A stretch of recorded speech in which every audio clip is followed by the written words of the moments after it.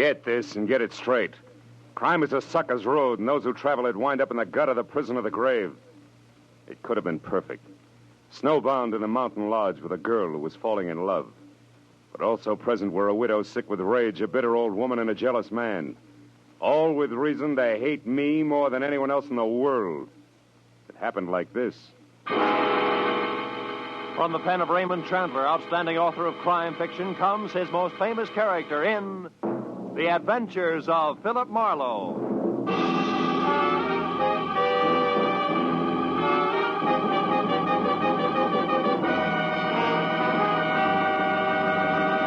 Now, with Gerald Moore, starred as Philip Marlowe, we bring you tonight's exciting story, The Grim Echo.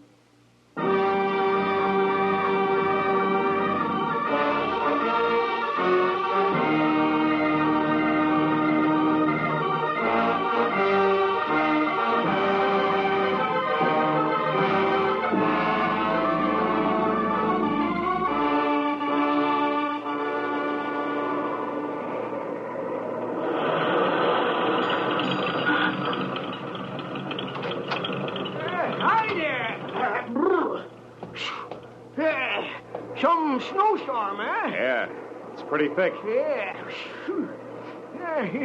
You're lucky you caught me, son. Yeah? I was just closing up.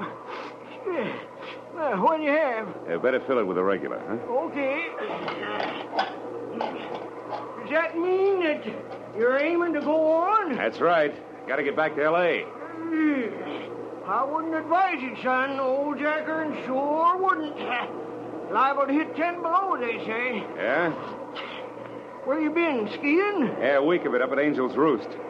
How's the road ahead? Well, you got 40 miles or nothing but mountains to the next town, you know. You're bound to get drifted over any time. Hey, why don't you blow that thing? Huh? Yeah, what's the tariff? Oh, call it $3 even. You know, I've been running this Mobile gas station here for 20 years, and I know these storms are nasty. Oh, thanks. Yeah, I'll be all right. That's what you all say. Out on the road, you could freeze to death.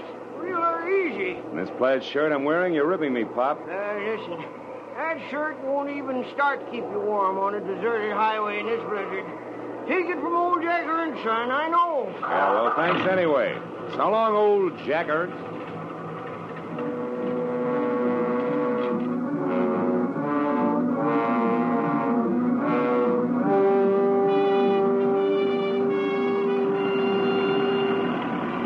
It took me a solid nerve-wracking hour to make 12 miles. And I began to realize just how right old Jack Ernst, the gas station boy, had been when the road ahead was lost completely in a constant racing blur of white.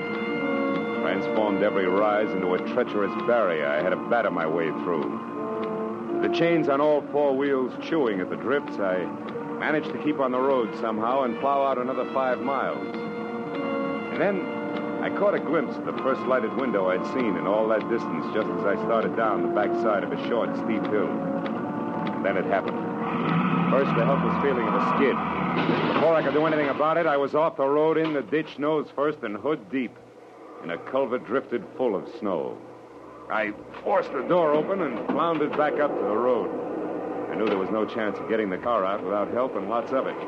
And the 10 below zero that the Weather Bureau had bragged about was setting in.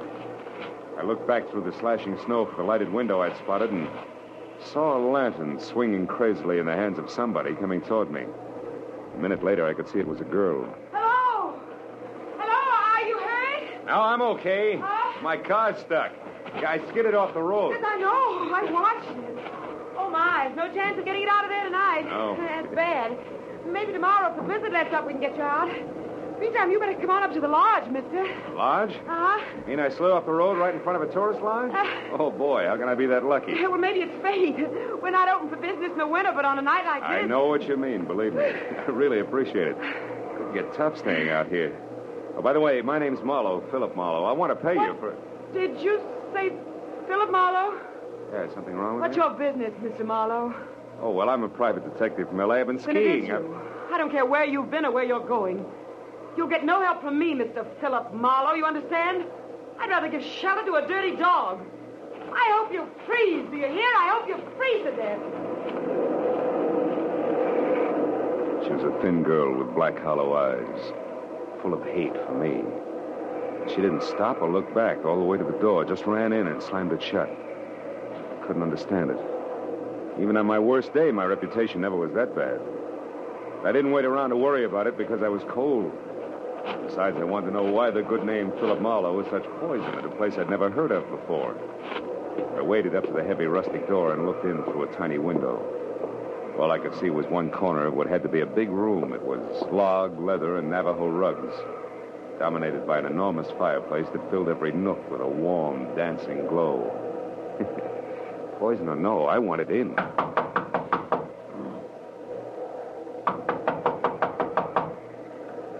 Coming, just a minute. Oh, hello. Oh. You picked a bad night to travel. Sure did. Oh, well, won't you come in? Oh, sure. I'm Donna. How are you? This is Echo Lodge.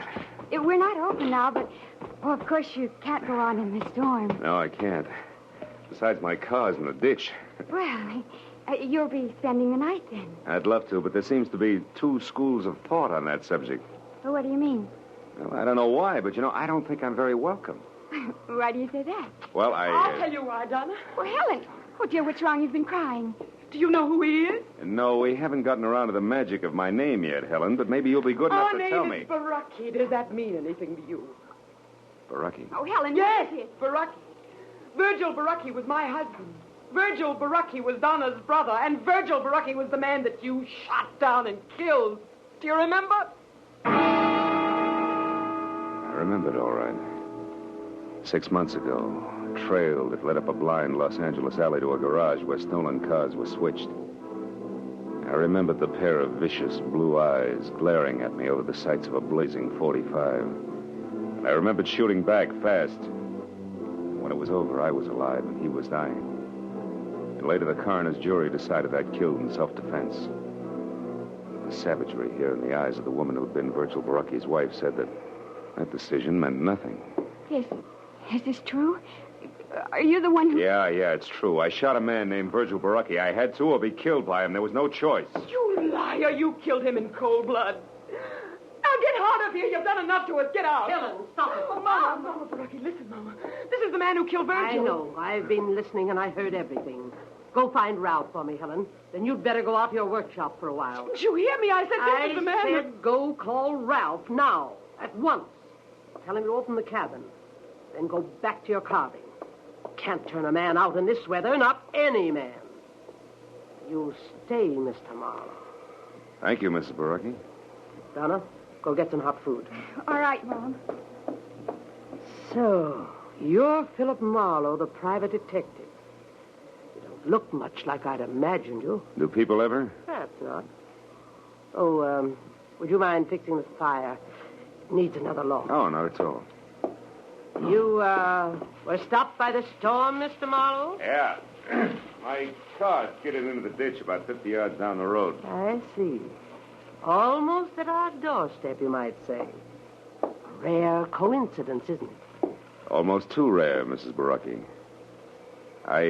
I'm sorry the circumstances are painful for you. I've grown used to that kind of pain, having lost both a husband and a son. Fate up to now has never been very generous. Do you believe in fate, Mr. Marlowe? I don't know. Oh, some things happen for which there's no explanation, maybe, No explanation? Who knows? Perhaps everything happens according to a prearranged schedule. And for a purpose. Oh, come on. You don't really think I was deliberately shoved off the road at exactly this spot for a reason? Oh, you might admit it's strange, though, that there was a house nearby just when you needed one, and that it was our house. Oh, thank you, Donna. Oh, it's only soup, but it's hot and good, and there's fresh bread. The coffee will be ready in a few minutes. Go ahead, Mr. Marlowe. Sit down. It'll do you good. Thanks. Looks wonderful. In the meanwhile, I'll check up on Ralph. He should have the cabin ready by now. It's small, but you'll be comfortable. There's a fine big oil heater in it. I haven't worked one for years. You won't have any trouble. Tell me, who is this Ralph? Ralph Tolman, young fellow who lives near here. Ralph works for us in the summer. And looks after us in the winter. He's staying over tonight because of the storm. He was my son's best friend. Oh, don't let the soup get cold, Mr. Marlowe. The soup was thick and delicious, and the coffee was rich, black, and steaming. Donna sat across the table and watched me eat. There was no hatred in her eyes. I looked for it closely. It wasn't even animosity. Only confusion and, for some reason, a shadow of fear. But as an hour slipped by and the conversation came easier, the shadow disappeared. Her eyes even began to smile a little. When I'd finished down to the third cup of coffee and started to help her clear the table, the cup slipped. We both grabbed for it, caught one slim inch from breaking, and wound up together on the floor. Our faces close. Why, Phil, we did it. What a team. Table waiters or jugglers? Oh, we could double this both and make a fortune. Yeah. Oh, Ralph. Yeah, Ralph. What's going on? We have almost dropped a cup. Uh-huh. That sure would have been too bad, wouldn't it, done it? You only got about 50 like that one. I don't know why it's so important to you, but for what it's worth, I was the one who dropped it. It's not important to me. I guess other things aren't so important to Donna either. Think you can get it out to the kitchen now without any more help, Donna? Ralph, it's high time that you... Mrs. Baracki asked me to tell you the cabin's ready, Marlowe. Thanks. No thanks necessary, mister. It's just part of my job. Guess everybody's job has its lousy side, huh? Even a private detective's. Some of them get trigger happy, I heard. I'll see you, Donna. You better get out there right away, Marlowe. Donna's got 4 whole dishes to carry out, and at the rate she's been going, she ought to get started or she'll never make it. Keep your fat trap shut, Buster. You're causing a draft. Tolman walked behind me as far as the door and pointed through the snow to a tiny square of light sitting apart from the rest of the buildings that made up Echo Lodge. As soon as I was outside, he slammed the door against my back and bolted it. I stood on the porch and thought about the setup for a minute while I lit a cigarette. Then I stepped out into the snow and headed for the cabin. Halfway there, I could see it clearly. It looked snug and warm. And under the circumstances, I knew it was better for everybody that I was sleeping outside the main lodge. But then I saw a sudden flash and felt the impact before anything else. Right in front of me, the cabin lurched. One entire wall burst out and the roof collapsed. A second later, as I ran toward what was left of it, I could hear the others coming. Ralph, what was it? The cabin is blew up. They need him under the floor. Bill, are you all right? Yeah, I'm okay, Donna. What happened, Marlowe? I don't know, Tolman. Must have been the heater, but I can't understand it. The heater exploded? Yeah, Helen, that's the way it looks. But it was working okay when I left. I guess it's not going to burn, though. The snow's put it all out. Oh, Bill, just another few seconds and you'd have been in there. You'd have been killed. Yeah, maybe that was fate, too, huh? Maybe. Donna, get away from here. No, Helen. I wish you had been in there, Marlowe. You deserve it. Stop it, Helen. He's got no business here. Stop it. No, Leave me alone. But Lord, after what he's done to us, how can you bear even to look at him? Oh, Helen, come back here. Let her go. This was an accident, Donna. An accident, you hear? They happened. Don't they, Mr. Marlowe? Oh, sure. Everybody knows accidents will happen, Mrs. Baracki. Of course, but... Oh, and let's get back into the house before we freeze to death. You can have my room now. I'll sleep with Donna. Come along, all of you.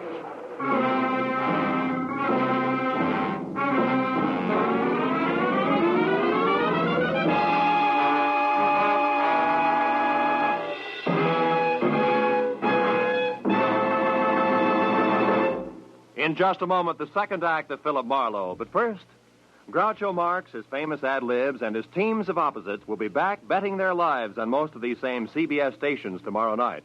You've missed half your life if you haven't bet your life with Groucho Marx on Wednesday nights this season. Hear him on this top quiz show tomorrow night on CBS. Now, with our star, Gerald Moore, we return to the second act of Philip Marlowe and tonight's story, The Grim Echo.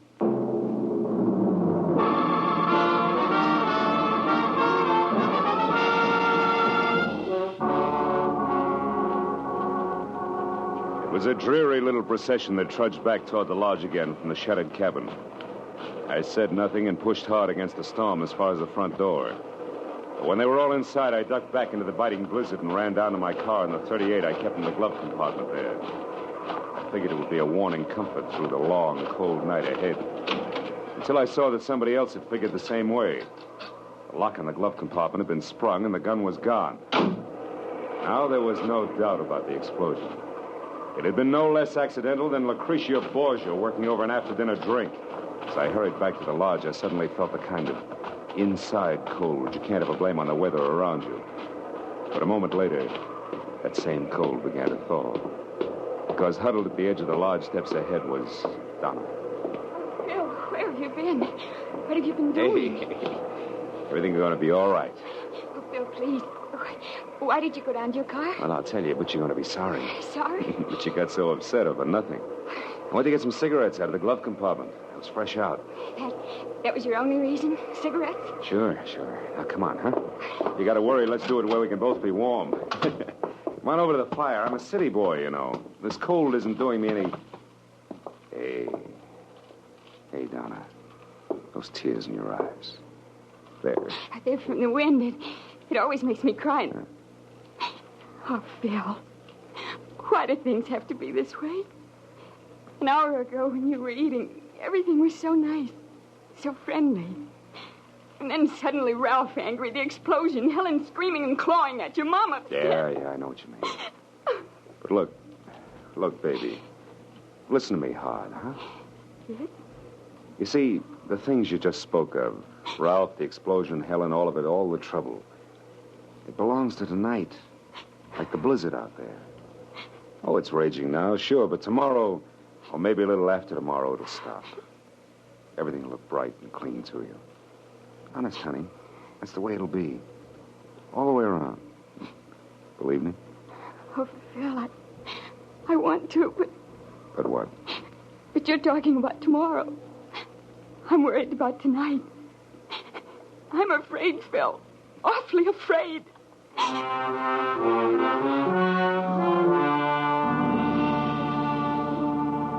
I spent the next 10 minutes trying to convince Donna that there wasn't anything to worry about. And then when she'd gone to her room, I went to mine and started all over again, trying to convince myself. The out-of-season fireworks at the cabin and a gun stolen from my car made that a very tough proposition. And I checked the room, which was on the ground floor and close to the kitchen. And then I bolted the door and looked forward to some much-needed sleep. After that, I took off my shirt and shoes only, got into bed, and waited for sleep, which a weekend of skiing made more important than a cabin full of hate. Suddenly, I was wide awake and sitting straight up in bed. The footsteps could have belonged to my dream. The door that closed couldn't have. I scrambled out of bed and ran to it, but it was still bolted. So I turned to the single closet in the room and opened it sharply. It was empty, except for a long, thin finger of light that streamed through a keyhole. A keyhole that belonged to a door at the rear of the closet that gave out onto the kitchen. Obviously, the closet had once been a pantry. I tried the door, but it was bolted from the kitchen side.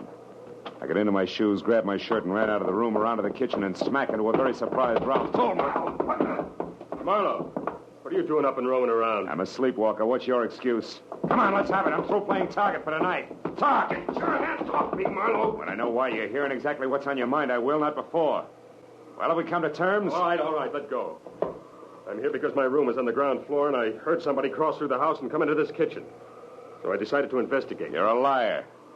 You were in my room, Tolman, and you know it. You got in through the door that leads into the closet. Come on, Buster, let's level. We're keeping each other awake. Listen, Marlowe, I don't like you. Honest? And I don't like the way you and Donna are... The way we're what? Come on, boy, get it off your chest. Never mind that now. Look at this. Wood shaving, so what? Yeah, found it near the door to the closet in your room. Might also be the answer to who your visitor was. She left her calling card. What do you mean, calling card? Helen. She's always covered with these shavings. She makes things out of rough pine. Where is this workshop of hers, Tolman? Out in the back, just beyond the barn. What are you going to do, Marlowe? Not that it's any of your business, but I'm going to see the lady, and I'll see you.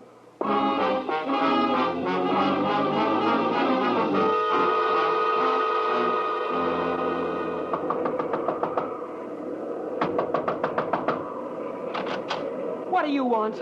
Conversation, Helen, if you don't mind. Now, wait a minute, you. It's late. Close I that don't... door. I will not. And I will. get over there and sit down. We got a few things to clear up. Like what? The way you murdered my husband, perhaps? Cut it out. Stop it, Helen, or I'll push your arm off. No, Just as soon as you decide to behave. Those nails of yours draw blood, baby. What, are they going to be good? Yes. All right. Now sit down over there, away from those sharp chisels you work with, and keep your hands in your lap. Go on, that chair there. Very well, Mr. Marlowe. Anything to accommodate the man who murdered my husband. Which brings us right to the point. You deny it. You deny that you shot him down. I fired in self-defense. That's a rotten, speaking lie. You did it to feather your own nest, to be a hero to the police and the newspapers. You're wrong, Helen. I killed your husband because I had to. He was on the wrong side. Oh, don't make me laugh. You call trying to get money for his family, for me? You call that being on the wrong side? So much that he should have been killed, shot down by the likes of you? Oh, Mr. Marlowe, you have no idea how through these past 6 lonely months I've thought of you. I've wondered what you looked like, what the man who killed Virgil was doing, how you'd like to meet the same death you brought to my husband under the brave banner of law and order. Now, wait a minute. And Listen. don't think I didn't plan your death 1,000 times over. Don't think I didn't approach Mama Baraki, Ralph, even sweet little Donna with a delicious thought of revenge. No. No, they talk like you talk, Mr. Marlowe. Virgil was doing the wrong thing. He was caught. It wasn't right or wrong. It was him or me. Oh, you shut up and listen. Sure, Virgil was stealing, all right. He was stealing from me, his wife. That's why he left here. That's why he tried so hard. That's why you had no reason to kill him. And that's why you should die, too. Oh, that's also why we had an accidental explosion at the cabin I was supposed to sleep in, huh? I was clumsy. I was hasty. I won't be the next time. You're completely out of your mind, Helen. Out of my mind? Of course I am. Did you think this existence, this living without the man I love, could leave me otherwise? Did you think making these stupid souvenirs could take his place? Killing me isn't going to bring him back. You get out of here. Go on, get out. And if you can, Mr. Marlowe, go back to bed. While you wait for a chance to get me with my own gun, the gun you stole from my car? I'm not going to shoot you, Mr. Marlowe. That would only further disgrace the Baraki name. No, I'm not going to shoot you. But I am going to get you.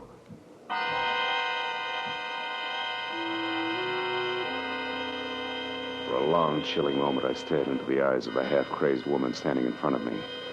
The ice-cold, bottomless eyes that a cancerous hate had destroyed as something human. Then as I turned and started out of the room, I knew that I'd made a mistake that night. Virgil Baraki had died in my arms. A mistake I had to correct before it was too late. And there was nothing left of Helen but the ruthless machinery of a mind dedicated to murder. I headed back to the house and talked with Mama Baraki, which I figured had to be the first immediate step. But when I'd gone only a dozen yards from the workshop, I stopped. Bill, I'm over here. Donna, what are you doing out here? I couldn't sleep, Bill. I was too worried about you. And then when I saw you leave the house from my window and head for the workshop, Oh, Bill, your face. Oh, it was Helen. She got a little upset in there. A little? Oh, look at you. Your pocket ripped off your shirt, your face scratched. Oh, it's all right, Bill, Donna. she could have... No. Hey, my pocket ripped off. The gun. Oh, Bill, what is it? Tell me, please. Now, hold it, Donna. Give me a second. Yeah, sure, it adds all right. Now, look, get over there inside the barn and scream. Long and loud, huh? Scream? Yeah, it's our only chance. Go on, do as I say, Donna. Scream. All right. I'll do it, Bill, whatever you say.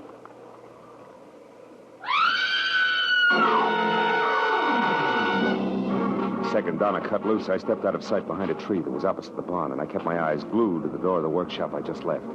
I waited for the shattering report of the gun I was afraid I'd hear. But then the door flew open, and Helen was running out toward the barn, and Donna screamed. My .38 clenched in a handkerchief in her right hand. A look of stark bewilderment stamped over her face. Donna, answer me. What's wrong?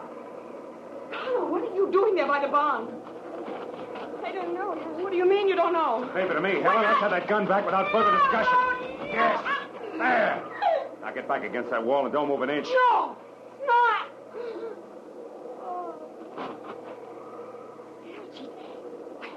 Bill, what is all this? Attempted murder, honey. She's all right. Attempted murder? You mean Helen here was going to try and kill someone? Yeah, herself. Or suicide? Uh-huh. Suicide that would be called murder and pinned on me. It's going to be her way of getting even. I know, Bill. I can't believe She it. tried to once, honey, the explosion at the cabin. When that failed and everybody knew how she felt about me. A warped mind hit upon this little plan, and all the pieces would have fit tight, too. What pieces? What do you mean? That one, we argued. 2, she came to my room tonight and ripped the pocket off this plaid shirt so that we'd find it clenched in her hand after she was dead. You see it? 3, she stole my .38, which has my fingerprints on it. And 4, she left an obvious clue on the floor of the kitchen, a wood shaving that would bring me out here on the run. So everybody could find me close by when it happened. Oh, yeah, it was tight, all right. Tight as a hangman's noose. And then she was going to shoot herself, Phil, just after you left her. And that's why you made me scream? Yeah, and that's why now, Donna, later tonight, I'm going to tell her something that I intended to break to her gently. Something I was going to tell Mama Baraki first. Something I hoped would straighten her out. What, Phil? Well, your brother Virgil didn't die the moment he was shot, Donna. He lived long enough to ask one thing of me. What are you trying to say, Phil? But I never let Helen or you people here know about the woman he was in love with in L.A. The woman through whom I tracked him down. Oh, Phil. Yeah. Well, I guess it wouldn't be good for her if I was around too much? No, honey, not for a while, anyway. Wouldn't be good for any of us, huh? Come on, Donna, let's get her into the house. Yes. Yes, Phil.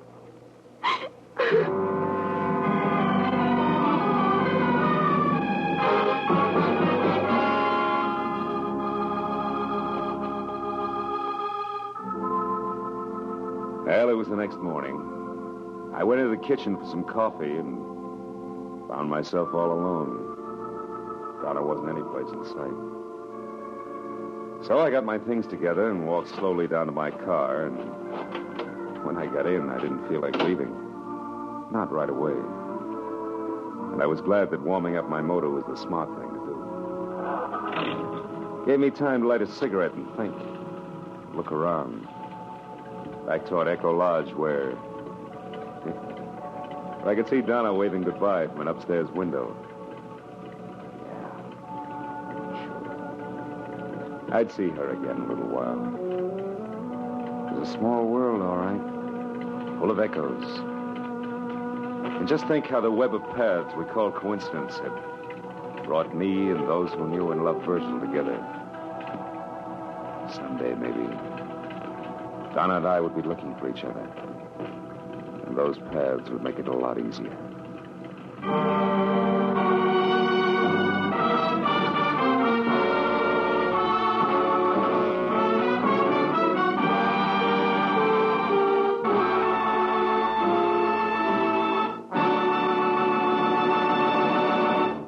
The Adventures of Philip Marlowe, bringing you Raymond Chandler's most famous character, star Gerald Moore, are produced and directed by Norman MacDonald and are written for radio by Robert Mitchell and Gene Levitt. Featured in the cast were Sammy Hill, Betty Lou Gerson, Verna Felton, Frank Gerstle, and Junius Matthews. The special music is composed and conducted by Richard Arant. Be sure and be with us again next week when Philip Marlowe says... This time a peddler of pulp paper love, a blackmailer with muscles, a south-of-the-border chiseler, a simpering prude, and a corpse in a bedroom, all had one thing in common. Each was a woman.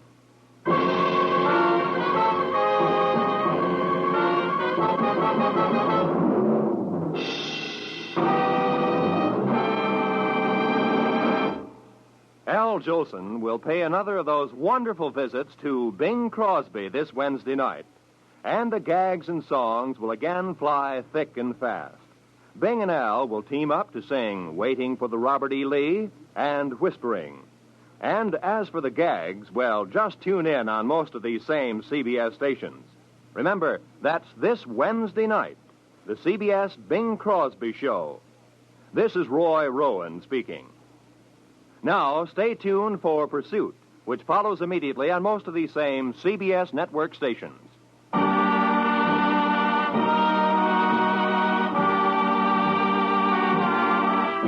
This is CBS, where you bet your life with Groucho Marx every Wednesday, the Columbia Broadcasting System.